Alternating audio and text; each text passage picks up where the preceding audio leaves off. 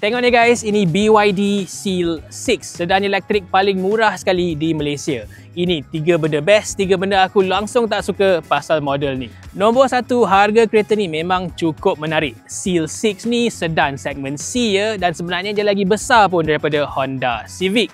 Tapi pasal harga, dia lagi murah daripada Honda City Hybrid. Kalau nak compare dengan Civic Hybrid, yang ni lebih 50,000 lagi murah. Memang berbaloi lah kereta ni. Tapi nak cakap pasal styling, Seal 6 ni okey sahajalah. Seal yang biasa tu nampak jauh lebih stylo dari ni.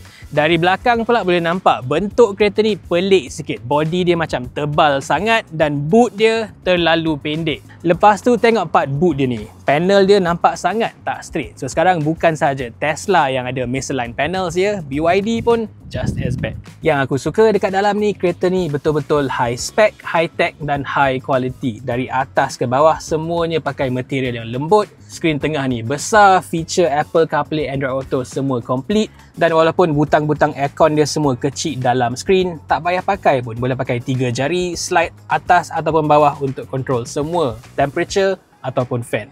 Yang aku tak suka semestinya tayar ni lah. Aku rasa dah berbuih mulut aku komplain pasal tayar kereta China ni. Ini bukan sebab dia pakai tayar budget sahaja tau. Ini kan model sedan. Kenapa dia pakai tayar highway terrain macam SUV pula? Tak matching langsung. Part favourite aku pasal kereta ni memang dia punya kerusi lah. Depan dan belakang memang semua sangat-sangat selesa. Tengok ni, it's very soft dan design kerusi dia pun mantap. Duduk dekat belakang pun rasa macam ada 2 individual seats.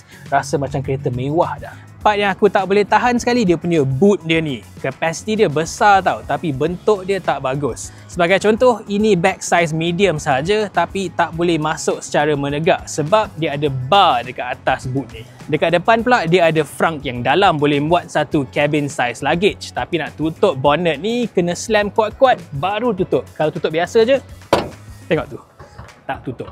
So ini dia guys, BYD Seal 6. Best ke tak best? Tulis kat bawah.